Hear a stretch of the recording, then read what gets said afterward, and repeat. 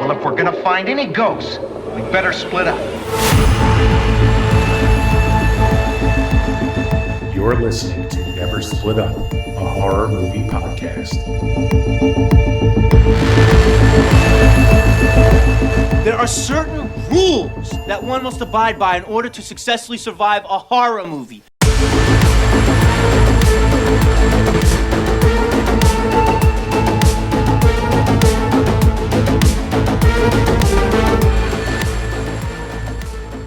Hi, everyone, and welcome back once again to the Never Split Up podcast. This is episode 85, and we have a very special episode. We are covering the brand new Final Destination Bloodlines. Just got released last weekend. How you doing, Ant? What's going on? I'm doing good. It feels very different but exciting to cover a brand new theatrical release. So this is a first for us, and it's exciting to be talking about the big movie, in town. This is the first of many exciting horror movies, original and franchise horror, coming this summer. So it's very fitting that we're kicking it off. Yes. And in case you missed our previous coverage, we've been covering this franchise for the past 5 weeks now. This is our sixth week in a row. We're going to be wrapping it up. So we're doing a review this week. Next week, stay tuned. We're going to be covering the franchise as a whole. We're going to be doing our rankings. I want to talk about our favorite openings. Maybe we can rank them. We'll do our scores for each movie. So definitely next couple episodes is going to be really fun. So I can't wait. So we both saw this opening night, Thursday night. We went together, and it's been a few days now. We've had to digest it. Neither of us has been able to see it a second time. So this is kind of like a, watched it once, and this is kind of our reaction to that. So, maybe things will change in the future with rewatches and stuff, but as of now, this is kind of like our raw reaction to seeing an opening night. And this is kind of new for us. Like we said, we've never really done a full-blown review of a new movie, so this is going to be fun. I agree. I cannot wait to get into it because, like we talked about last week a little bit, we have some recency bias with this one, but it's also like with me, I'm such a nerd. Before we did Scream 6, I saw that movie 3 times opening weekend. And I haven't been able to see this one for a second time yet. So I'll definitely see it before we do our ranking again. But just to talk fresh, reaction with you, it's going to be fun to get into it. Yeah, it's going to be fun for sure. Without further ado, I guess we'll just dive right in because I'm sure we're going to have a lot to talk about. There's a lot to cover in this movie in particular. It's got the longest runtime, I believe, in the entire franchise. And it definitely uses that runtime to kind of go into a lot. So I feel like we're going to be talking a little bit longer maybe than other episodes. But just before we start, follow us on social media. We've been posting polls and everything, and let us know what your rankings are in preparation for next week. And let us know what you thought of Bloodlines. If you agree, I don't know. So we haven't talked. I don't know how Anthony kind of stands. I don't know if he knows where I stand, so let us know if you agree with Anthony, if you agree with me, if you agree with both of us, if we agree. We like to hear from you guys, so definitely let us know in the comments and everything. Okay, let's kick it off. Why don't you go over cast, crew, all that fun stuff, synopsis? All right, guys, this is very exciting. Okay, so it was literally released on May 16th, 2025. Theatrically released, and the IMDb synopsis is: plagued by a recurring violent nightmare, a college student returns home to find the one person who can break the cycle and save her family from the horrific fate that inevitably awaits them. It was directed by Zach Lipovsky and Adam B. Stein. They directed a horror movie called Freaks that actually is a very different tone. It's a lot more serious. I thought it was a very good movie. It was written by Guy Busick, Laurie Evans Taylor, and John Watts. John Watts is actually the guy who did the Spider-Man movies. Guy Busick wrote the new Scream movies and Ready or Not. And it stars Caitlin Santajuana. She's our protagonist, Stephanie. Teo Briones, he was in the Chucky TV series. He's her brother. Who else? Richard Harmon's in this. He's Eric, scene stealer. Anna Lore's Julia the sister. Owen Patrick Joyner's Bobby. We have a legendary, iconic, unfortunately, final special appearance from Tony Todd. Breck Basinger, she's Iris in the opening scene. And we just have a pretty stacked cast because, we're dealing with a family in this one. And it made $105.7 million worldwide opening weekend. So although it is the highest budgeted Final Destination movie at $50 million, it made that back times two its opening weekend and actually made over 50 million just domestically alone. So get ready for Final Destination 7 coming out soon because this one is going to have a healthy box office run. And I cannot wait to get into what our overall thoughts before we really dive in. It's going to be fun. For sure. Yeah, hearing that box office number is crazy. And this is just kind of continuing the trend of especially horror just cashing in on these kind of nostalgic franchises. You know, you have Saw coming back, you have Scream, of course, making a killing at the box office. What's your overall feelings on that? Because I personally don't have a problem with it. It's just a trend that eventually will die out. But I say, you know, as long as you're making quality movies, and even if there's some that are misses, as long as it progresses the franchises further and it brings in new audiences, because it's not like we're not getting original horror as well. Exactly. It's out there. I know a lot of people complain that it's not, but they're just not looking hard enough. So where do you 100%. land on that? I mean, I'm a franchise guy, and I love my original horror too. And I'm also, I mean, we did the whole nostalgia thing with the '80s, 70s with Star Wars and the '80s movies and all that came back. Now we're kind of entering our, we're old, so we're entering our youth nostalgia, '90s and 2000s. So we have Scream, Final Destination, all these things coming back. But I love it because again, even if these new movies like don't work for some and they work for others, it doesn't take away the movies that came before, but it also just brings these franchises to the younger generation so they will always be around and it's special like some for some young kids this is their first Final Destination movie and it'll lead them to go back to watch the rest of the franchise whether they love this one or not. So I think it's fine. I love it. I don't think everything needs to be remade, but I like the whole legacy sequel trend, and I specifically like it because it really did end up bringing back the slasher genre. And now that we have like Halloween and Scream back in Final Destination, kind of a supernatural slasher, it also makes room for these, original slashers that are coming out again. We have the Terrifier franchise, we have Clown in a Cornfield coming out, we have all these like slasher movies coming back, and like you said, it mixes well with the original horror. So like this summer alone, we have a bunch of franchise horror plus original. So I love it. I'm all for it. I know some people are kind of like jaded and think they're like high and mighty and like are like, do we need another one? It's like no one's like strapping you down to a chair to force you to watch it, but it makes me happy. It makes me smile. I'm so happy. I have Final Destination. I know we do this summer and Scream coming out in like a year and a half time period. I mean, I'm thriving, so I'm all for it. Yeah, I land I land on the same side of the fence as you. I do understand kind of the fatigue with it because it is kind of we're getting it's been a few years now, and there's in talks of some movies being revived like Urban Legend and stuff, and it's like okay, Oh, I couldn't wait. It's I don't know, But we'll it's like see. I think we're still history in the repeats height itself, of it. dude. I Yeah, think we we're are. still in the height of it. I think it's not going anywhere for at least a couple years, especially with Bloodlines, and I'm sure I know what you did last summer is going to do a good job. So because you got guys like us that grew up on these movies, like you said, Right. and while they might not have been well received back in the time that they were made, they now are looked at in a different lens, and Hollywood is realizing go. that there's a market for these movies. So yeah, I'm all for it. I 100% agree with what you're saying. Just before we really get into it, even like I know people are like, because everyone is just so they just got to be keyboard warriors. This movie, like again, we'll talk about Rotten Tomatoes real quick. This movie has like a 93% critic rating. It's by far the highest rated Final Destination on Yeah, Rotten I have Tomatoes. thoughts on that. Yeah. But what I just want to say, first of all, you know me, I love when the movies I'm looking forward to get good reviews, but it's not make or break for me. I see every movie for myself. I love that everyone has different opinions, but I don't go or not go to a movie theater based off of what the percentage is on Rotten Tomatoes. I mean, some of my favorite movies have 10%. Some movies I don't like that have 98%.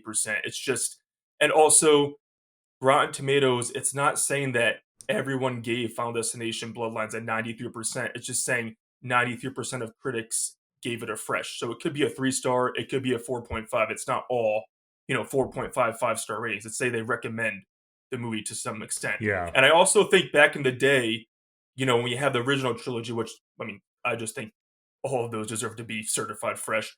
But horror is so hot now, and it's cool to accept it and like it, whereas 20, 25 years ago, it was cool to be like frown upon it still. It wasn't like the in genre, and it was cool for critics to hate on it still. I think now everyone's starting to be like, we can have fun with the fun ones like Final Destination, but we also have the gritty ones like the Hereditary-esque ones. It's horror's in because they're finally seeing how much can happen in the genre and how much creativity can happen. So I think that critics finally are like, it's cool to like horror and we're not going to be like jaded like the critics were back in the day. So I think there's a lot that goes into it, but I also think that it is ridiculous that it's the highest rated one. I'm not Yeah, I gonna mean the dispute landscape that. is very different, like you Yeah. said, than it was back in the day. The old saying, "Everyone's a critic." I mean, that's literally true now. You have these like social media Right. people that are Rotten Tomatoes critics, and they so a lot of them get paid to write reviews. So again, just take it with a grain of salt, yeah, because I Right. mean, And 93% compared to the rest of the franchise is right. like a little extreme, but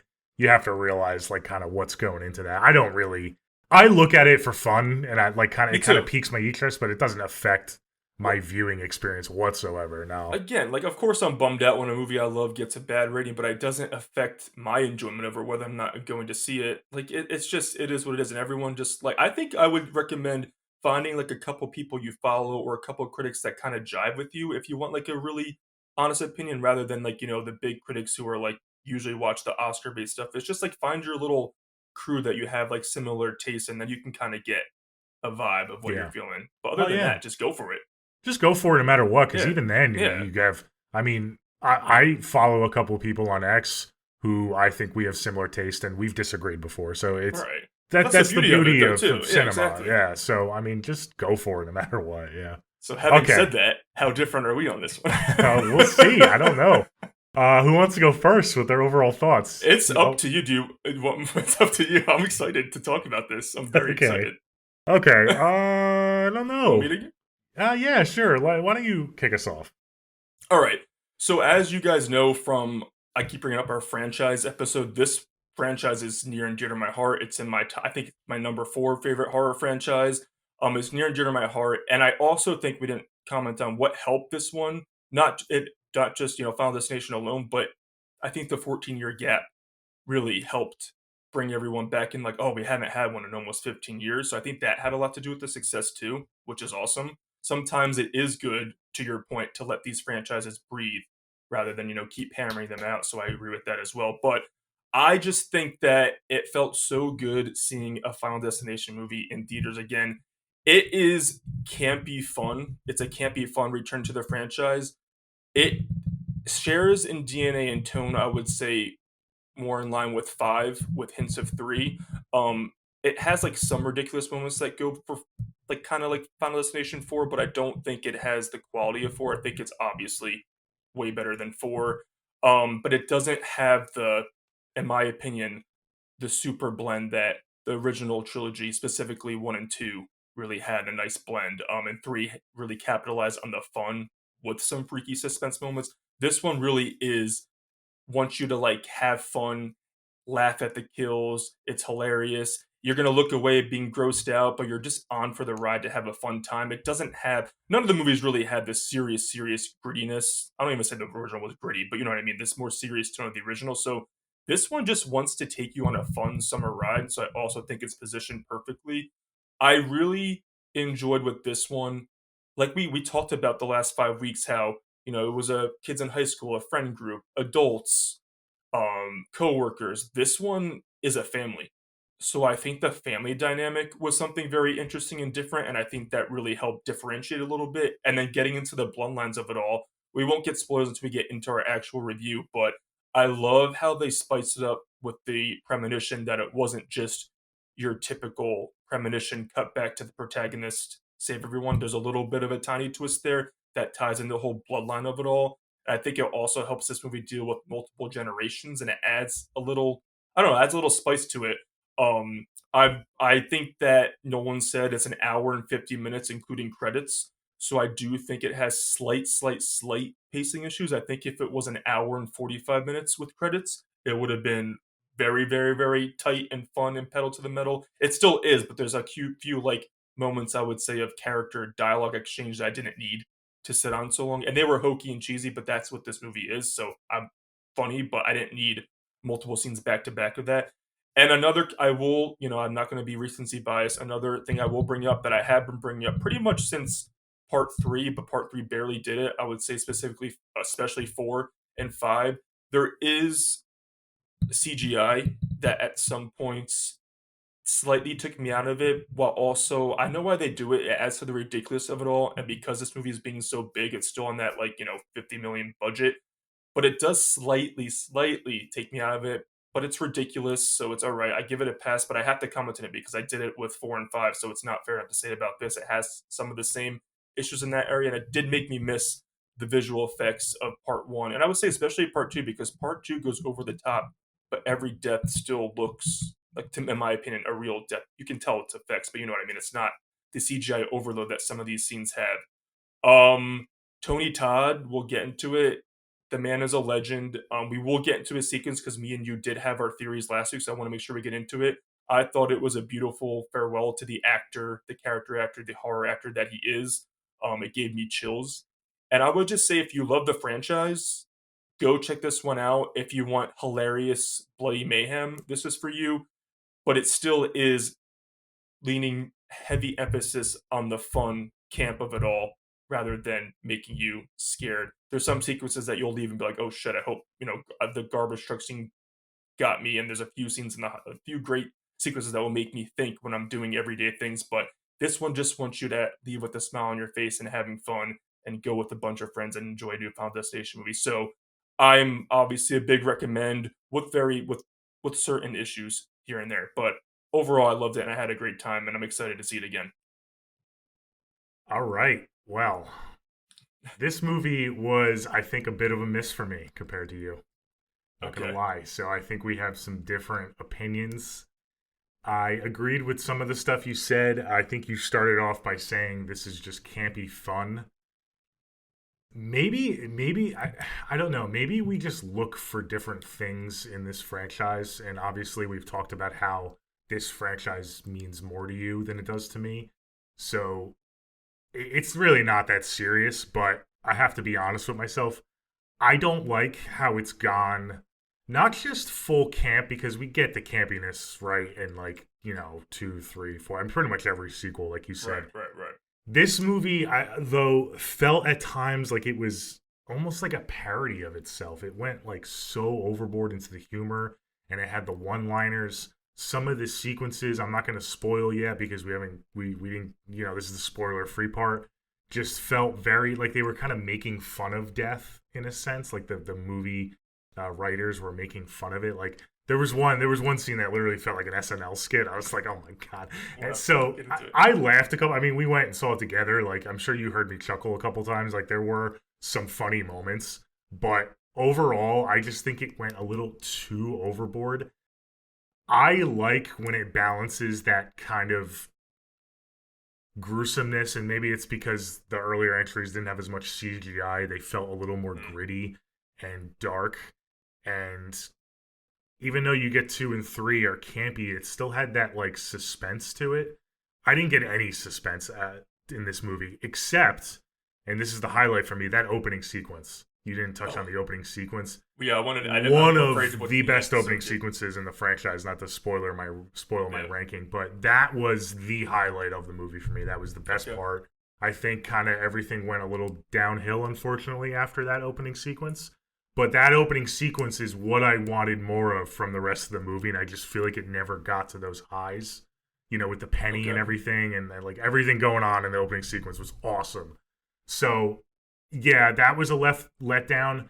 And then the other aspect was death and how they kind of treated death. Again, I don't want to spoil too much, but they go heavy into kind of the lore, and it talks a lot about, again, we talk about how to defeat death. I don't like the direction this movie went, particularly with Iris's character and how she was kind of able to fend off death.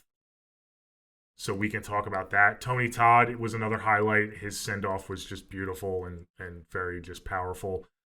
I don't love his lore, though. Again, I'm not into the lore in this movie, and that's a really big part of this movie. Other than the absurdity and the campiness, you have a lot of lore. I mean, it's called Bloodlines. It follows this generations of family And so if it doesn't work for you, the lore, the movie, it's going to be hard for the movie to work for you because it's such an important part. Yeah, other than the opening sequence, I like Tony Todd's scene. This didn't do much to me. It was so just like I said, there was no suspense. By the time we get to the end of the movie and the ending sequence with the last couple kills, they just kind of rolled over me. I was just like, oh, yep, here's another kill. Like nothing really. There was no weight to it. I also didn't love the lead in this. Her name's Stephanie in the movie. Yes. Not a very strong lead. I don't know how you feel about her and that actress. I know she's kind of a newcomer, this actress. Not to rag on her too much because acting is very difficult, but I just did not connect with her. I thought they could have done a better job, especially because how much screen time she got and how much she was kind of essential to this plot. I thought Richard Harmon stole the show. Eric, yeah. He was the best character by far. He was amazing. He was a highlight. But yeah, other than that, I think they just missed the tone. What makes Final Destination so great and some of these sequels so great is they ride that line between campiness and still having that suspense, and we've talked about that. And I just think it didn't have enough of the suspense. Well, I cannot wait for your ranking next week. It's gonna be great. I'm like trying to think of like your comparison this to your 4. You know, I'm like, I don't know. But I will just a couple things as far as Stephanie goes. I think she did a fine job. But again, like I've said, I think she's on par with the lead of like Sam from 5. I think she's better than Nick, but I don't think again like she doesn't touch the leads of the original trilogy. So I'll give you that. She's fine. I think that Eric, Richard Harmon, and Bobby Owen, Patrick Joyner, those brothers, they played they have a special sequence in this movie, which to me was the highlight. But I think they played off each other so well, and I felt their chemistry whereas the Stephanie and her brother Charlie, they were like second fiddle to me. Like I connected more with the two brothers than the brother and sister, and even the sister. I liked who played the sister. Julia, Anna Julia. Lord. Yeah, she did a good job too. She didn't have a ton of screen time, but she had some funny moments. Yeah. So I'll agree with you that I actually preferred that immediate family versus our lead brother sister, but I think they did fine. But I also one other thing, because that's important to me. It's my franchise. I fucking love the soundtrack. I think the songs lended to the campiness of what was going on, but the score, it's done by a different composer. I can't remember his name. The score was fine, but it wasn't like I wanted more of the Final Destination theme, and they had hints of it, especially in Tony Todd's scene, as they should. Where it literally gave me chills to hear the dun dun dun, but the rest of the movie didn't really have that, so that kind of left me feeling like, where's my Final Destination theme? Yeah. If you're gonna be campy, like give me my fucking throwbacks, give me my nostalgia. I want my theme. So again, it was a fine theme. I'm not ragging on the guy, but I want my fucking Final Destination theme. Yeah. So I think that played an important role to me too. I didn't really think about that, but I did think about how this movie didn't really feel like a Final Destination movie. Interesting. As much as some of the other sequels do. So maybe it's because it has been so long that I'm not getting that nostalgia. Even, we talked about number 4, The Final Destination. We don't love that movie, but it still has that nostalgic feel. Yeah, so we can go back to it and just feel something. This obviously doesn't have that because it takes place in modern times. It's a modern movie. So, and the fact that you don't get that same score, maybe lends itself to that as well. Right. It kind of feels maybe like a ripoff at times. So, yeah, okay. And one more thing before we really get into it. As far as I think you mentioned, how nothing really lived up to the opening. The opening is fucking banger. And to me, I will say the finale, I don't think it's bad. I have a good time, but the finale is my least favorite part of the movie. The last 15 minutes. Whereas, like we commented, I remember we said like 5 was a good finale. Yeah. But the ending was amazing. And then 4 is like very hit or miss this franchise with endings. I mean, we talked about the original Final Destination, how it's lackluster, that ending. The ending was good, but the climactic sequence, I should say, was kind of lackluster. So you're talking about not like the ending, or like the climax. In my opinion, even like the ending leaved a little to be desired. But even I'm talking about the climax. I didn't like. as suspenseful. The ending Yeah. to me, I feel like the endings of, it's spoiler, every movie besides 4 was better than this one too. Like Yeah. the ending jolt. But I am still, Yeah, I mean, not still had a that good time. I agree with you, but not that these movies have to be super unpredictable because that's not really what they're No. about. But by the time we get to the climax of this film, you're kind of just like waiting for it to happen, and Right. once it happens, you're just like, yep, that's happened, you know. So it was, I don't know. But it definitely moved the franchise forward. And like you said, it dealt a lot with the lore. You know, it hit or miss for some people, but I do like Yeah, that we delved into the lore, and we need to get into it because there's certain things that we've been like throughout the last 5 weeks. We've been asking questions, and they do, to their credit, again, like it or not, they have the balls to answer some things. We find out about a character from a previous entry that we had a debate about. We find about Bloodworth, his origins. Again, we were debating about that.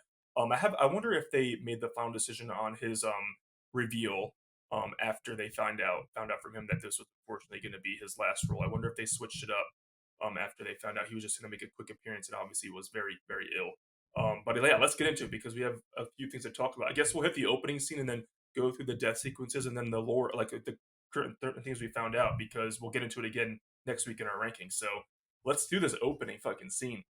this opening rips, man. I was sitting there really jazzed about it. It was super intense. Like I said, it was very suspenseful. It's kind of what I wanted from the rest of the film that I didn't get. You have the whole tower scene. It's like there's a few around the world, but where you have like a skinny tower and then there's a restaurant on top, kind of like the Space Needle. Yeah, got a huge fear of heights. Most people are afraid of heights because heights can kill you, but I have like a severe phobia of heights where I get like vertigo and I get dizzy. I was like borderline sweating in the theater on something like with the glass floor and everything and the people dancing and shout. I'll never hear that song the same again. But yeah, the buildup was intense. It took its time. It really took its time. It was a big chunk of the movie, and it was a big opening sequence. I really loved Iris, Breck Basinger, who played Iris. I thought she was phenomenal, and it kind of makes me feel like maybe they should have just made this a period piece, kept it in the 60s with Iris, and it could have just been a straightforward movie like set in the 60s because it just worked for me. Everything worked for me. She was a really fantastic character. Like I said, the vibes were awesome, and we've never really gotten a period piece before. The only thing we've kind of gotten was Final Destination 5, but that was only like 10 years in the past. That's not a period piece. So it would have been cool to kind of get that for a whole movie. And maybe, with this opening, it'll set that up because there are so many possibilities now. Yeah. With these deaths and these victims. Well, and that opening leads to so many different stories that can be told of the blood of the different families' bloodlines. And I think that it was charming because, like you said, every movie has taken place 2000 and post 2000. I think it did add to the charm that this was 1968, so it was like the new big thing, the skyrise, like ooh everyone's like never seen anything like that before. So I think it added to it, and I do agree with you. I loved how it just played with you, like it had that old school vibe of like some of the earlier entry openings where it's just like getting under your skin, the build up, the build up, the build up. I caught the throwback to Final Destination 2 when they first got on the elevator and it stops before it goes all the way. It's just, I love the little homages that don't go over the top, but it made me like giggle. My Final Destination fanboy giggled throughout the movie. I also I'm not bad with heights, but like something like that, like no thank you.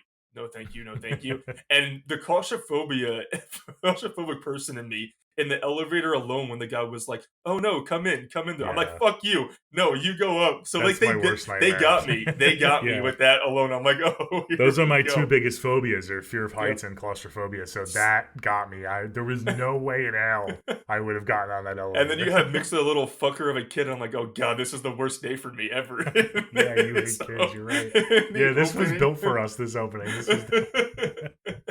But I like you, like there's weird, they're like, oh, we even finished, I don't know if it was like we even finished like 5 months or 5 weeks early. And she's like, is that a good thing? And I'm like, that's not a good thing. Like that was good humor right there. Yeah. You hear like the weird noises with the wind. So I'm like, oh. And I agree, man. Great. I mean, this is like fucking vintage Final Destination. Yeah. Like you said, like the kind of the one-liners that don't take you out of it. but like they feel real, like someone would actually say that. It doesn't feel like a written joke.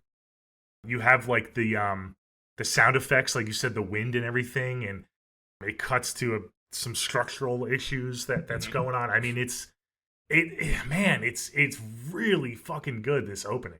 It's so fucking good, and it makes me like that much more disappointed for the rest of the movie because I know they had it in them. So you know, does that make sense? Because they were able to do something so cool. It's like, oh man, I wish they just continued that. So like the opening is 100% your favorite part of the movie. Like, oh, without a doubt, without a doubt. Yeah, I mean, yeah, I more than any of the kills, the other kills throughout the movie. Yeah, for sure. The opening is. I was hooked. I was on the edge of my seat. Like I said, I was sweating.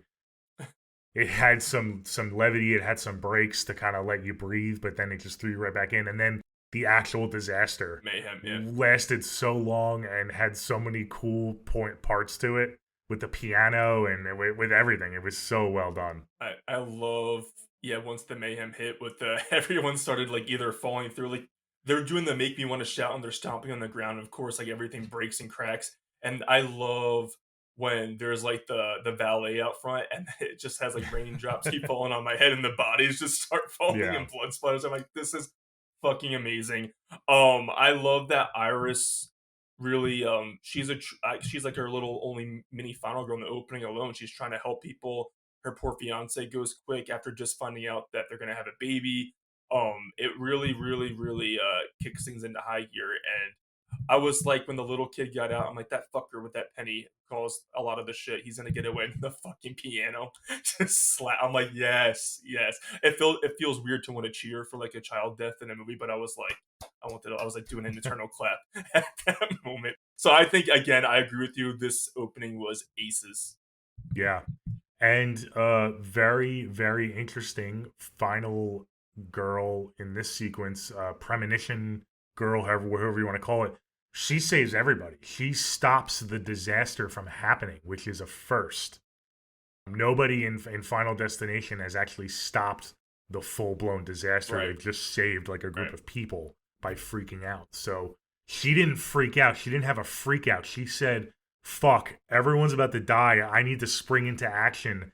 I love when she runs in and she covers the fucking fire, the guy cooking the food with the fire, because she knows that plays into it. And she gets on the microphone and, you know, she tells everyone to leave the dance floor. So she saves everyone in this disaster, which is monumental. I mean, it makes you think, like, was this the start of everything in this franchise? Was she the first ever person? Because we still don't have that confirmed or not. There's theories about it, but it's no one's not answered yet. And it makes you think, like, this was such a huge event that Death was like, okay, I need to start picking these people off, and that's what kind of led into this whole, you know, game that Death played. She had smarts, man. She had the smarts, and it obviously led her to, you know, live up to, what was this, 1960? Like, an old woman, she made it that far. And unfortunately, she doesn't cheat Death because no one does, but she made it her whole life, for the most part, cheating Death.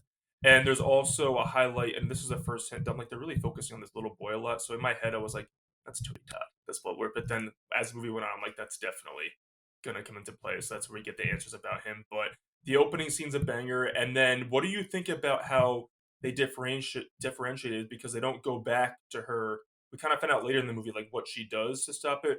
It's like a nightmare for her granddaughter. So it's like not a traditional. Do you like that they switched up a little bit, that we just go with her waking up like as a nightmare? She's dreaming about her grandma and the premonition. I thought that was a cool change up. It did something different.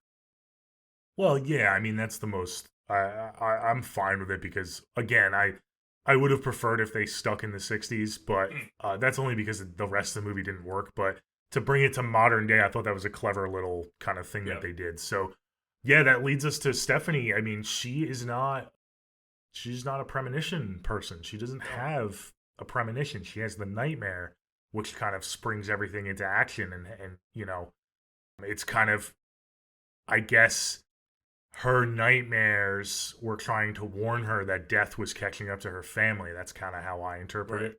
But yeah, she doesn't have a premonition. So this is the first lead that we got in a movie. Again, they switch it up. I appreciate them switching things up.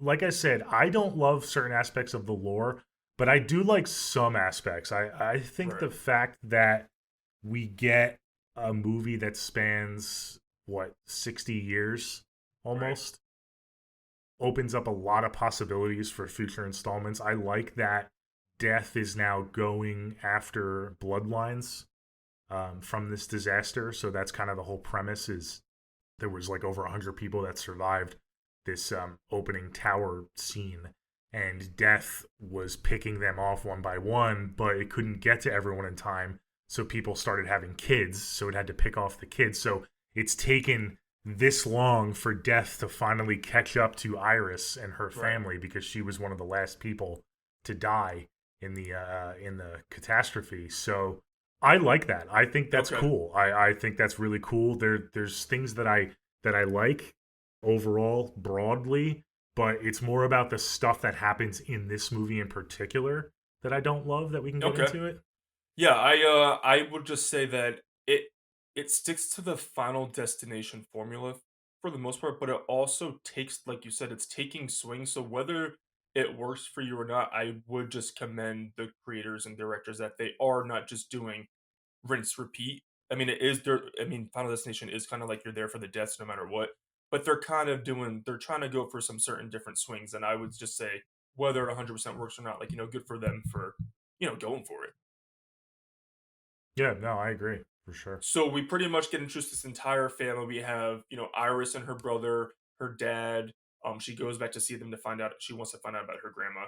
And then we find out their mom's estranged. And then up the street we have, her cousins and her uncle and that family. So we already have a very close knit family and extended family. These are obviously going to be our players going forward. And I really jived with the two brothers. And again, the other family worked for me more, but I think it's cool that we have like, oh my god, we have a pretty big pool of family members who are like, we're gonna have to watch all these family members die. So I'm like, let's get off to the races. So I like how they kind of got into that quick, and I like how Iris asked her uncle about, about not Iris, Stephanie asked her uncle about Iris, and he's just like, she's crazy, that's why your mom's crazy, and that's why all this, and then it takes her a little bit to find out more info, and then you find the book.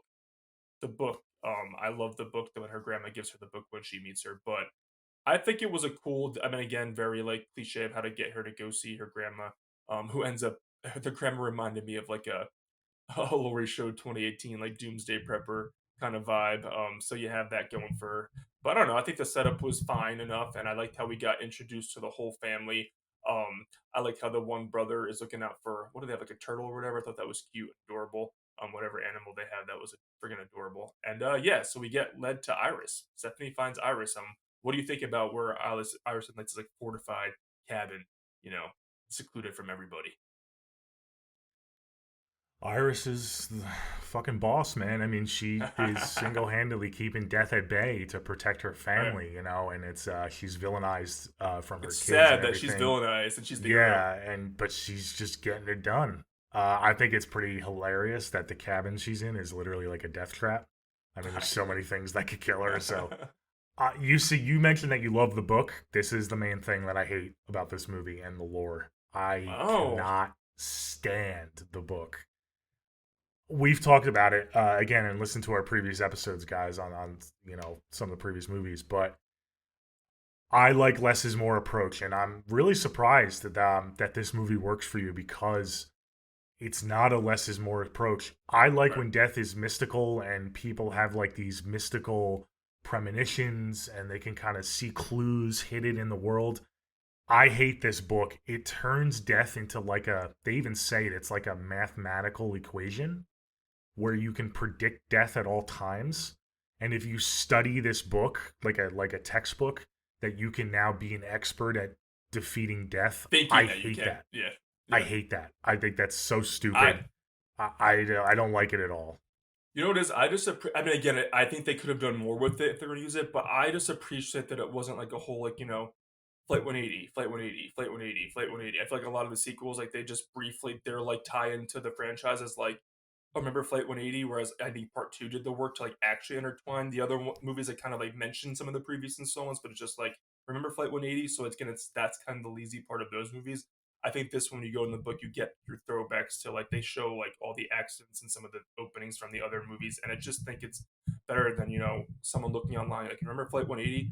So again, I will say they didn't like utilize it much, and it kind of did, like you said, answer a lot of Death's plans. But even if it did it really? Because Death is always going to have the final Well, say. no, I mean, I'm gonna push back. It did because Stephanie was using her knowledge from the book to like predict death in real time in some of these sequences. Like she's this because again, she's not a premonition. She doesn't have visions. She doesn't see races the home world. after.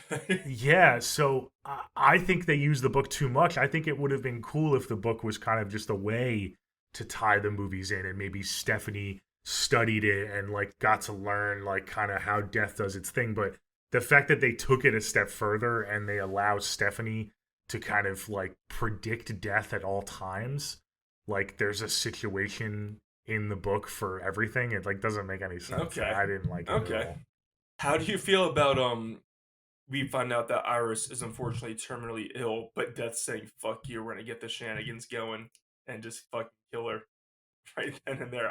Oh I yeah, I love. mean, yeah, it was.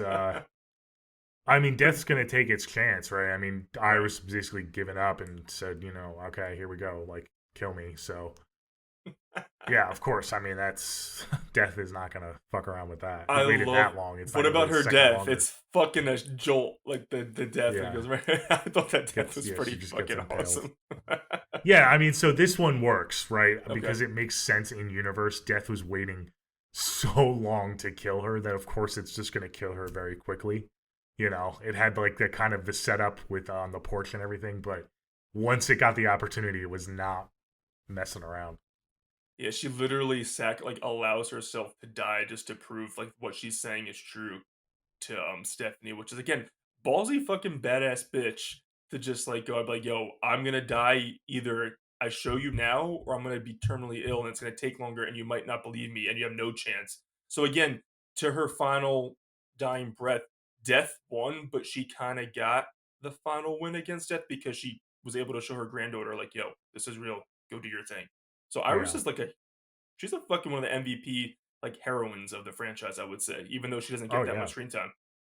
Yeah. No, she is. When you think about it, how long she's been able to survive. It would be awesome if we can get her back. If we can get Brooke Bassinger back Yeah, as a she young was great. Iris, and we can see kind of her doing her thing and like maybe helping other people throughout the decades. I don't know. It would be cool to have her character back because she really is a badass for sure. She's really capable.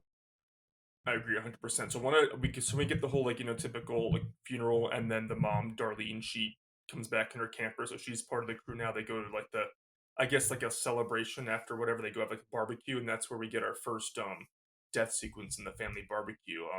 How do you think Howard's death played out? Where there's a whole chain reaction with the Yeah, glass and the ice, then they're on the trampoline, then you get the mower, then you got the gas from the grill. I thought again that was kind of a cool build up. it was a cool build up. I think this was the most. This one felt the most like it Final belonged in the Destination. Final Destination franchise. It kind of had the most build up. I hate that. This was shown in the trailer.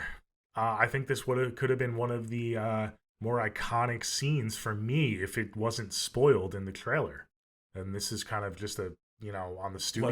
Lesson, marketing stuff. Why are you showing that shit? So I guess they figure, it's the first kill. It's okay if we Right. show it because it's not showing the end of the movie. But I thought this was one of the better sequences, like you said, with the ice and everything and all the fake Yeah, the outs build up. and then all the build up. I thought this was decent, but yeah, it was all wasted because I knew it was going to happen. That's why people like if you know you're gonna see a movie, like I highly recommend just again trailers are like an art of themselves, but like just watch the trailer after the movie because it does annoy me a little bit. But to their credit with marketing, I know this one was spoiled, but the other deaths where I'm like, why would they show that in the trailer? They end up being fake outs. So I think they kind of like they showed one or two deaths, but then like they have the bus with you think the bus with Eric is like that's how he's gonna die again, but that was ended up being a fake out. And then you have a couple other ones, like even the avian Eric in the tattoo shop too. You're like, why are they showing a whole death sequence? But that also ends up being a Yeah. fake out. So I feel like I'll give them a little bit of a pass. But you are right; they did show the build up to the lawnmower in the opening. But I do love again. That's also like an awesome death, the blood everywhere. After that, everyone's there watching, so it's kind of like a throwback to some of the other ones where everyone's there for a death moment. I appreciated it. Yeah. Yeah, you mentioned the tattoo parlor. That was That's probably my favorite sequence, and it it's wasn't a so death. fucking good. Yeah, I'm glad it wasn't because we got more of Eric and Richard Harmon. Yes, love But that. I was a little disappointed that it was a fake out. I can't include this in my favorite death sequences of the franchise because it Yeah, doesn't count. yeah. You know? It's just a set piece, not a death. But I do like this because usually in the other movies, you're like, if they're caught in a sequence like this, all right, goodbye, see you later. Yeah. Eric kind of does, and we do find out it's fucking hilarious that he really isn't part of the bloodline Yeah. because his mom, she slept with someone else. So that was fuck. He has comedic. I liked his comedic timing in the movie, but you do find out, and that was hilarious. But it takes a while for him to die because that's just like, all right, fuck this guy's gotta go. He's fucking with my plans. Yeah. Yeah. But again, I agree. Tattoo Shop was aces. The build up. I love when he gets hooked. His piercings and all that. I love it. And then after that, we Yeah, just it plays pretty much on cruise through. anxieties, for people who Yes. have piercings and stuff. So I thought that was a solid sequence as well. What do you think about the first? So we think that he's gonna go, but really the first one in line is Julia. She's an actual part of the bloodline, and she's crushed to death by a garbage truck. I think it's fucking hilarious when she starts her jog, and then you see like she falls in the garbage can and gets tossed in. Yeah. I think it's fucking crazy the garbage can, like the crusher in it. I think that's fucking the compactor. Always fucking I always think about that. I don't know why in day to day I'm like, damn, that's crazy. But I thought it was hilarious. Again, you have the slight digital effect CGI moment, but I do like that it's a death scene where you have certain family members, Stephanie, actually she makes it up and she watches her die. You have Stephanie and Eric, and I think Bobby, they're like kind of running against the truck. I do like that the family's like really chasing and running against time to help her, and she doesn't make it, and Stephanie watches her die. So I like that part about it. I thought it was a pretty cool death scene. Yeah, this is where the movie loses me. Oh, did not really? like this at Okay. all. Yeah, this Okay. felt straight from like the Final Destination. Okay, so Again, you're going that this low. was Okay. this was the moment where she falls into the garbage can. It felt like I was watching like an SNL skit. Okay. It was just too much, and then it was, you said, a little CGI. I mean, it was heavily. I mean, the whole kill was basically CGI Yeah. because it crushed her head. And I give them credit for showing it and for Right. going there, but it would have been cool to see like a practical head get exploded. Not just a CGI fest. And it just was, yeah, it was not for me. Okay. Yeah, again, I will say, I'm going to say it like it is. I'm not like someone who's going to love on everything. They gotta sort out why are these movies from 2000, 2003, and most of Final Destination 2006 have better effects than movies that are coming out. That was my huge complaint with the fourth one, but Yeah. it was 3D, and I had some hokey moments in 5 too. But so that kind of to me is what translated from 4, and like I would put this on comparison with 5 though. I don't think everything is CGI, but it does have moments where even in 5 I'm like, no, don't do that. So I would compare these two. Well, just think about how different this scene would be if, the garbage compactor. I'm sure everyone's thought about it. Like you said, Yeah, you've thought yeah, about it. yeah. If you put a little bit like more suspense into it with the score, and then you have practical effects where her head gets slowly smushed and then just completely smashed, that would make the scene so memorable. But again, it just takes you so out of it, and it feels like you're just watching, something fake, and it doesn't. At least for me, it doesn't stick with me the same.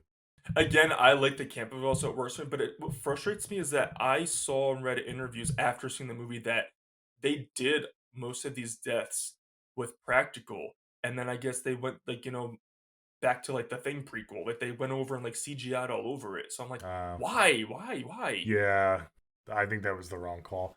Listen, I see what you're saying. How it like you like the camp and it's very Over funny. the top. Yeah. I think this is like a decently fun, campy movie. Right. I just think this is a really not good Final Destination. It doesn't So like, reach if the this heights. wasn't a Okay. Final Destination movie, and I could just take this as like a normal Camp Fest B horror movie that just wants to have fun, maybe I wouldn't be as nitpicky. But I am comparing it to the other entries, and You I expect to just want think more they kind from of this. Okay. they just kind of go a little overboard with it. Yeah. Okay, and I will say I slightly agree. Again, it sounds like obviously I had a lot better time with this one, but I'm not going to say that Yeah. certain sequences didn't take me out because they did. Yeah. I'm like, what are you doing?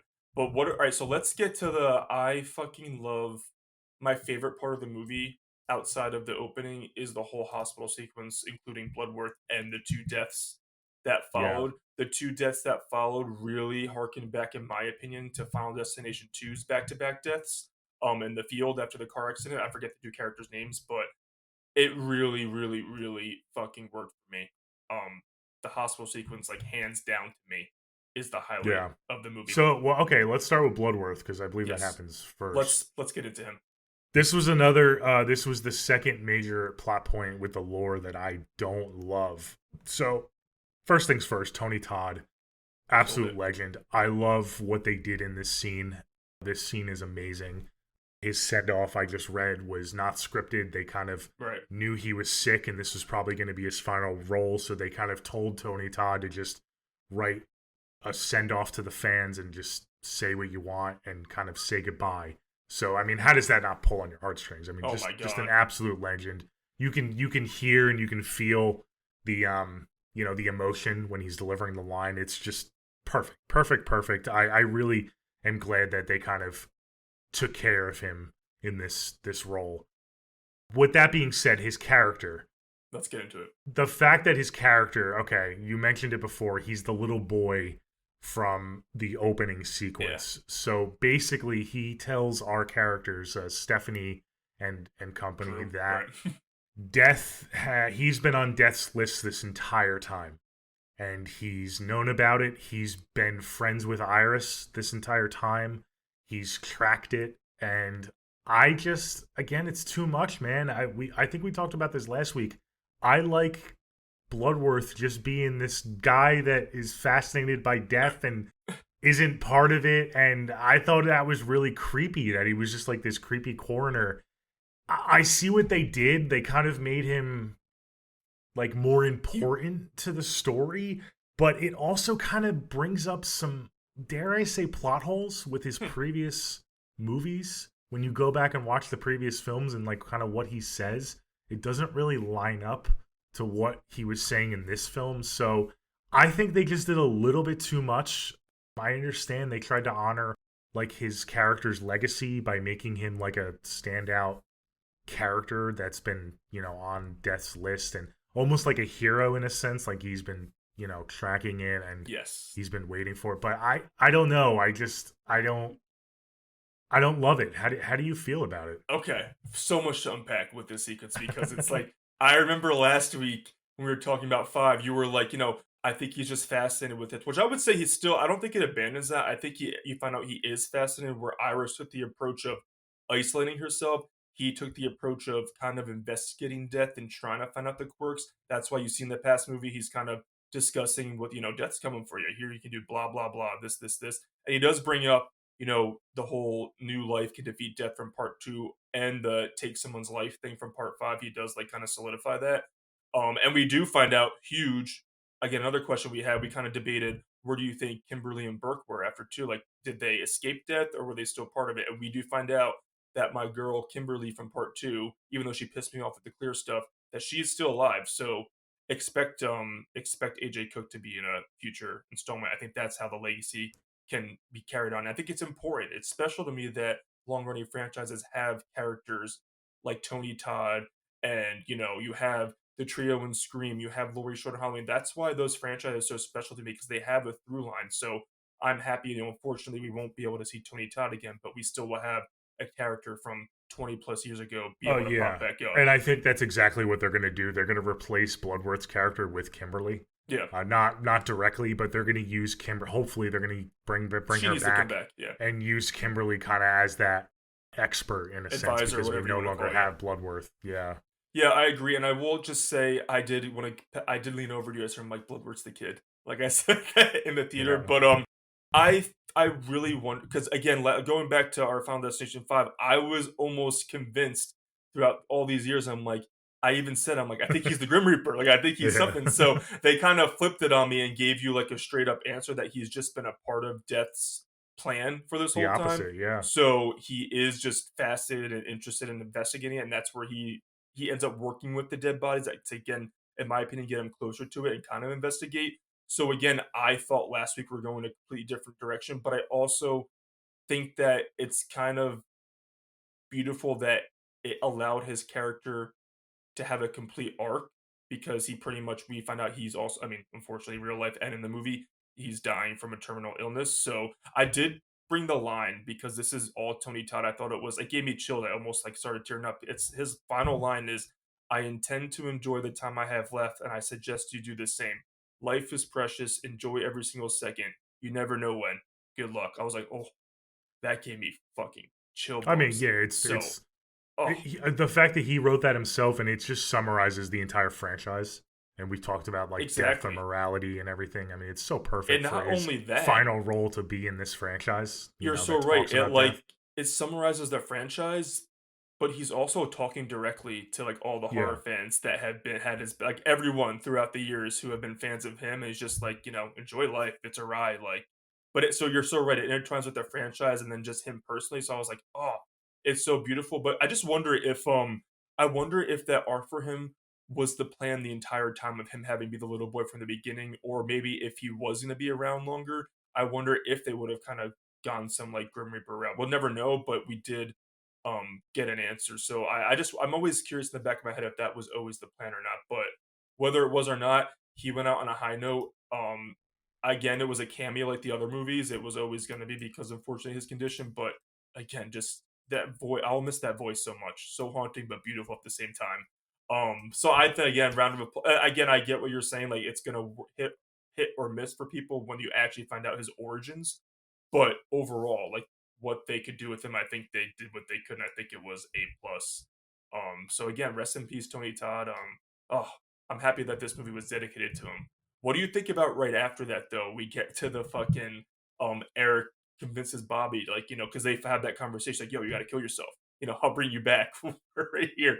You have a peanut allergy. I thought this fucking again, them two together, I wanted them to be the main character because I absolutely fell in love. I already fell in love with Eric, but I fell in love with Bobby, and this he like was charming. They had the chemistry going, so I wanted them to be the leads after this sequence, and I thought that how their deaths played out was fucking.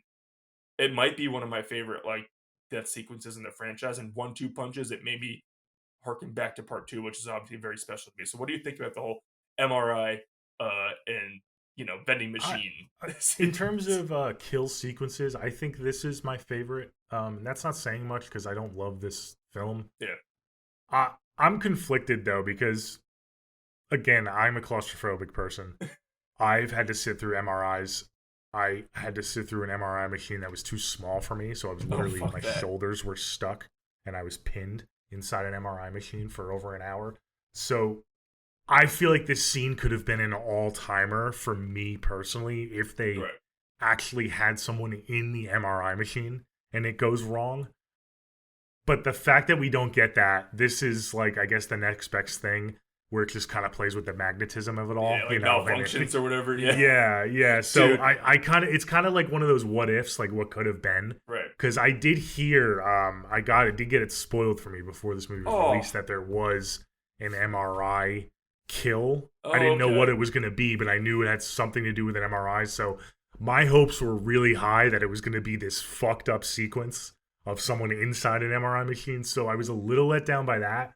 But I thought this was, yeah, a decently fun kill. I mean, just Yeah. very gruesome and oh man. It I've hilarious. had an issue with previous films where my favorite side character doesn't get a great sequence and a good death. So I'm happy that Eric got, even though he wasn't part of the Bloodlines, he got a decent sequence and he actually got a fitting Oh, death. it's so over the like good in the best way. You have him actually Bobby's having a reaction, and then Eric starts getting sucked into the machine, so he can't help him. So that's the suspense right there. Bobby has to crawl for his EpiPen because Eric has. He's like, "You're not taking it. Where you're gonna flatline first." But I just think it was fucking hilarious when it starts ripping his piercings out. Like, oh shit, how can it get any worse? And then for men, it got worse when he has a special piercing in a private. I'm like, oh, that was fucking camp, great camp when it gets ripped out of his pants. And then he just gets pretty much snapped in half into the MRI. And then poor Bobby, he gets to the pen and he injects himself and it worked. But the fucking vending machine thing, the swirly thing, gets pulled from like the MRI malfunction, and then he just gets a fucking twist in his head. I thought the fucking 1-2 punch was pretty fucking sweet. Yeah. It's funny because you mentioned the runtime, an hour and 50 minutes, longest one of the franchise, but we don't get a lot of. We really only get like 1, 2, 3 set pieces in the whole film. We get the lawnmower, barbecue, the garbage truck, and the MRI. right, That's it. before the finale. Every other death is like, the climax. I don't really consider a set piece. I mean, it's a set piece. I don't really consider it like a big death set piece. You get Iris in the beginning. It's not Right. really like a big kind of death set piece for her.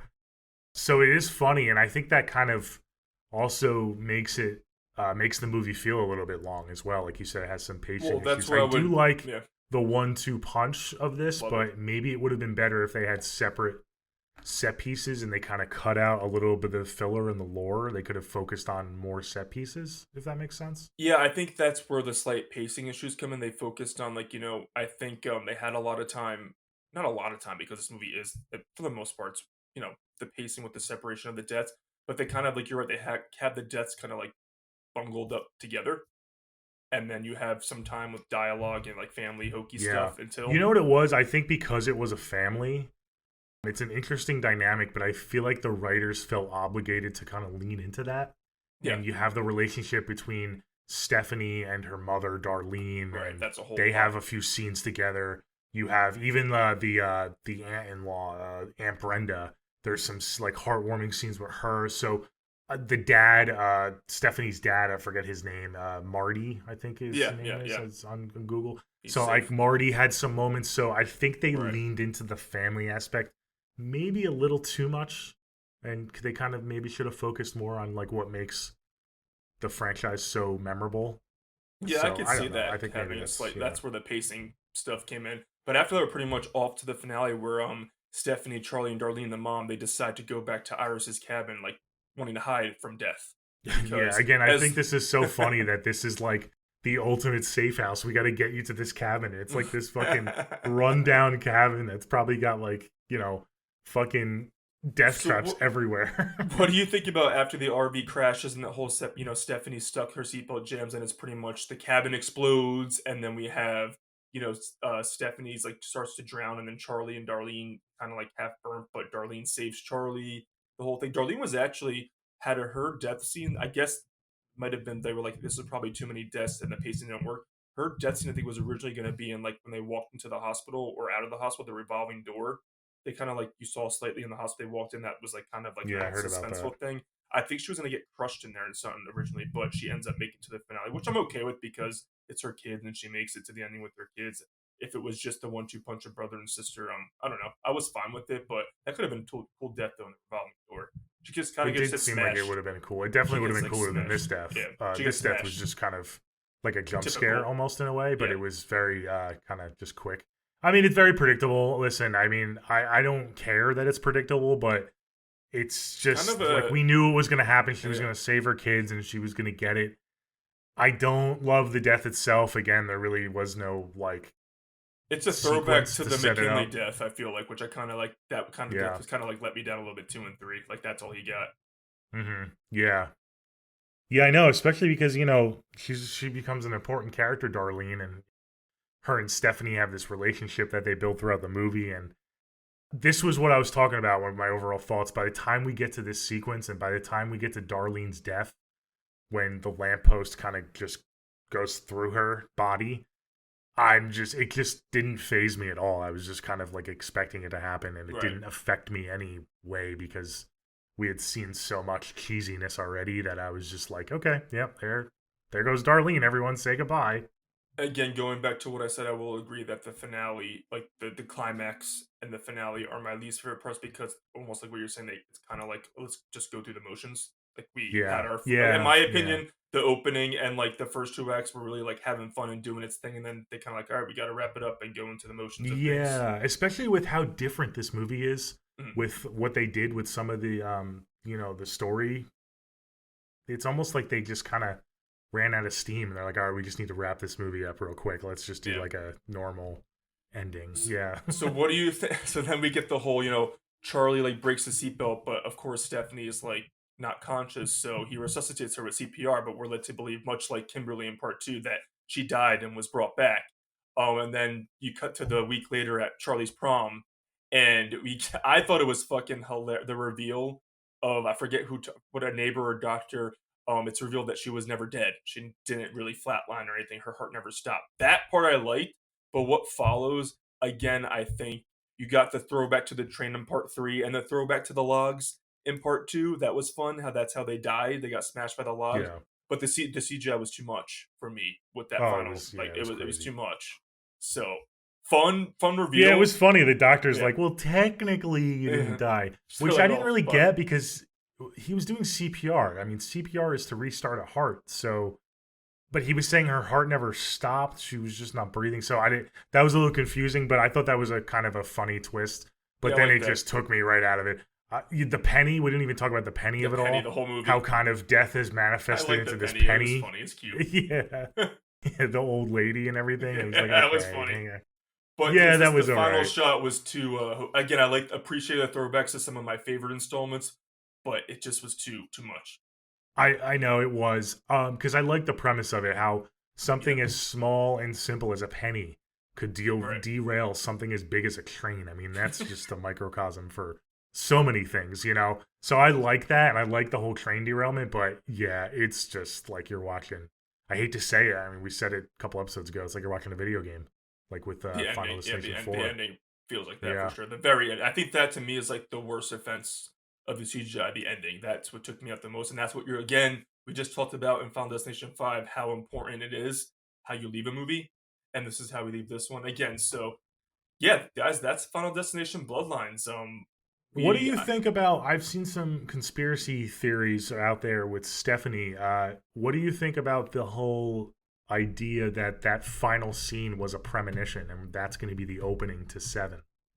Because she gets the finger prick right before it happens.